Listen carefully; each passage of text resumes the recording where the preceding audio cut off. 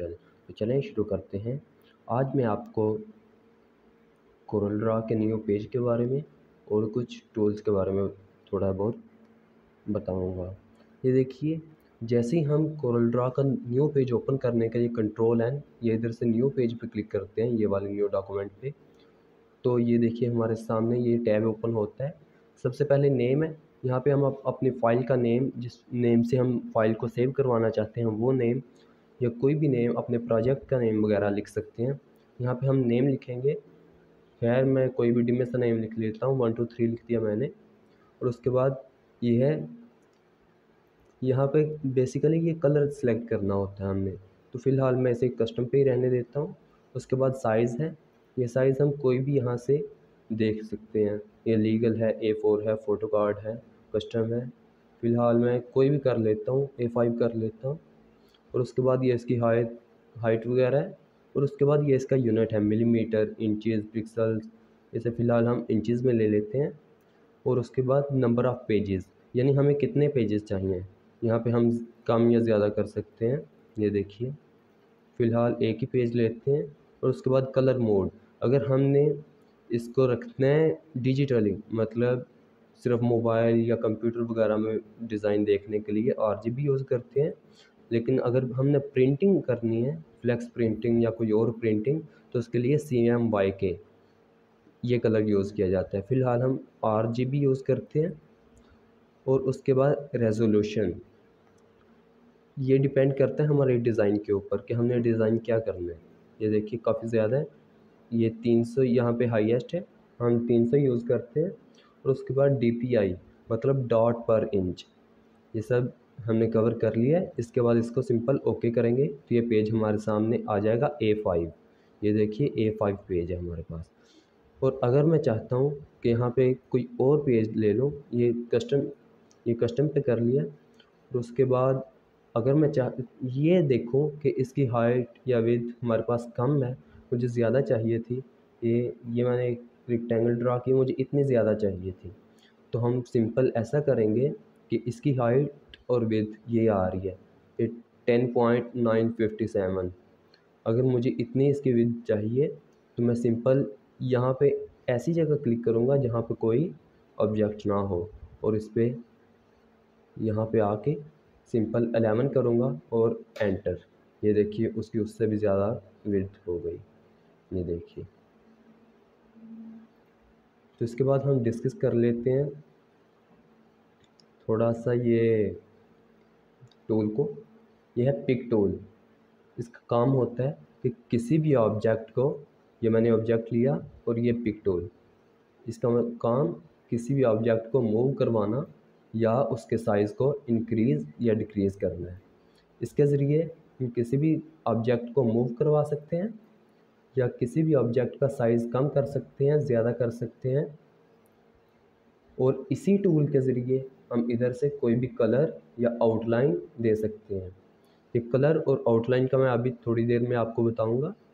और इसी टूल के ज़रिए इस पे अगर हम डबल लेफ़्ट क्लिक करेंगे तो ये देखिए, ये ये देखिए ये साइड पे क्लिक किया है और इसके ऊपर ये डबल क्लिक, तो ये इसके कॉर्नर पे मूव का निशान आ जाएगा। इसको हम ऐसे मूव करवा सकते हैं, रोटेट करवा सकते हैं।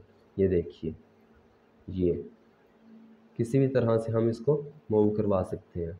जहाँ पे हमको बेहतर लगे वहाँ पे इसको इसका लेफ़्ट क्लिक छोड़ेंगे और ये रुक गया। और इसी टूल के ज़रिए, एक टूल के ज़रिए हम किसी भी ऑब्जेक्ट की कॉपी लगा सकते हैं। ये पकड़ा, इसको साइज़ में ज़रा छोटा कर लेता हूँ। ये टूल है, ये पिक टूल, और ये है ऑब्जेक्ट। इसको मैं लेफ़्ट क्लिक के ज़रिए पकड़ूँगा, ये साइड पे ले आया, और यहाँ पे सिंपल राइट क्लिक करूँगा। जैसे ही मैं राइट क्लिक करूँगा तो ये देखिए उसकी कॉपी लग गई। इसी तरह इसकी ये देखिए मैंने इसकी कॉपी लगा दी। अगर चारों की कॉपी लगाना चाहूँ तो ये कॉपी लग गई। मतलब ऐसे उनको पकड़ना है और लेफ़्ट क्लिक करके रखना है, और साथ ही जो ही हम राइट क्लिक करेंगे तो ये उनकी कॉपी लग जाएगी। उम्मीद है इसकी आपको समझ आ गई होगी। और ये देखिए, हम इनमें अलग अलग कलर कर सकते हैं। ये एक टूल, और यहाँ पे लेके आए और सिंपल लेफ़्ट क्लिक किया तो इसमें कलर हो गया। इसकी आउटलाइन भी लगी हुई है, लेकिन वो आपको नज़र नहीं आ रही होगी, उसके बारे में भी अभी आपको बताऊंगा।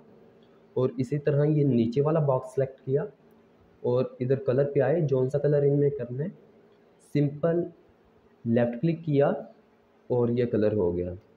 इसी तरह इसमें कोई और कलर करना है, इस पे आए, क्लिक किया, इधर से नीचे को कर्सर करेंगे, मूव करेंगे तो ये नीचे को आ जाएगा। इसी तरह इसमें इस पर क्लिक किया और इधर लेफ़्ट क्लिक किया, इसमें भी कलर हो गया। इसी तरह हम सब में कलर कर सकते हैं। और इसकी आउटलाइन ये देखिए, इसको येलो आउटलाइन लगी हुई है। इसका मैं कलर चेंज करके दिखाता हूँ। ये ज़रा ग्रीन सी हो गई, ये देखिए इसको आउटलाइन लगी हुई। तो आउटलाइन कैसे लगाते हैं, ये इसको सिलेक्ट किया, इस बॉक्स को सिलेक्ट किया और इधर आए, जिस कलर की आउटलाइन लगानी है उस पर आके राइट क्लिक करेंगे। लेफ़्ट क्लिक करेंगे तो उसके अंदर कलर होगा, राइट क्लिक करेंगे तो उसकी आउटलाइन लग जाएगी। ये मैंने क्लिक किया और ये देखिए इसको ब्लैक आउटलाइन लग गई। ये मैं आया इधर ग्रीन पे और इसको सिंपल राइट क्लिक किया तो ये इसकी आउटलाइन लग गई। उम्मीद है इस टूल की भी आपको समझ आ गई होगी। उसके बाद ये देखिए, जैसे ही मैंने इस पर क्लिक किया, और चलें फ़िलहाल इसको रहने देते हैं, ये बाद में सीखेंगे। इनको मैंने ऐसे विंडो बनाई, इस तरह से विंडो बनाई, इसमें जितने भी ऑब्जेक्ट आ गए वो सब सिलेक्ट हो जाएंगे। इसी तरह अगर मैं ये 2 को सिलेक्ट करना चाहता हूँ, ये मैंने विंडो बनाई, इस विंडो में 2 आए तो ये 2 के 2 सिलेक्ट हो गए। ये विंडो बनानी है ऐसे, ऐसे इधर कर्सर को लेके आए और लेफ़्ट लेफ़्ट क्लिक हमने दबाया और ये देखिए उसे दबाए रखना है। ये जो सा ऑब्जेक्ट इस विंडो में आ जाएगा वो सिलेक्ट हो जाएगा। ये एक आ रहा है तो ये एक सिलेक्ट हो गया। तो इसे हम चाहें इधर उधर कर सकते हैं। अगर डिलीट करना चाहें तो सिंपल हम कीबोर्ड से डिलीट का बटन प्रेस करेंगे। जैसे ही मैं डिलीट का बटन प्रेस करता हूँ ये डिलीट हो जाएगा। इसी तरह अगर हम इन सब ऑब्जेक्ट को सिलेक्ट करना चाहते हैं तो सिंपल या तो ऐसे विंडो बना लें, या ऐसे एक एक को शिफ्ट दबा के इस तरह से सिलेक्ट कर लें। शिफ्ट का बटन दबाए रखना है और माउस से सिंपल लेफ़्ट क्लिक करते जाना है तो ये सब सिलेक्ट हो रहे हैं। और इसी तरह अगर हम चाहते हैं कि ये शिफ्ट का बटन ना दबाना पड़े और ऐसे विंडो भी नहीं बनानी, तो सिंपल कीबोर्ड से कंट्रोल और ए का बटन प्रेस करेंगे तो ये सब के सब सिलेक्ट हो जाएंगे। तो अब हम इनको चाहें जिस तरफ चाहें मूव करवा सकते हैं। और अगर हम चाहें तो सिंपल कीबोर्ड से डिलीट का बटन दबा के इन सब को डिलीट कर सकते हैं। उम्मीद है कि आज की क्लास आपको अच्छी लगी होगी। तो जाने से पहले चैनल को सब्सक्राइब ज़रूर करें। अपना ख्याल रखिएगा, दुआओं में याद रखिएगा। अल्लाह हाफिज़।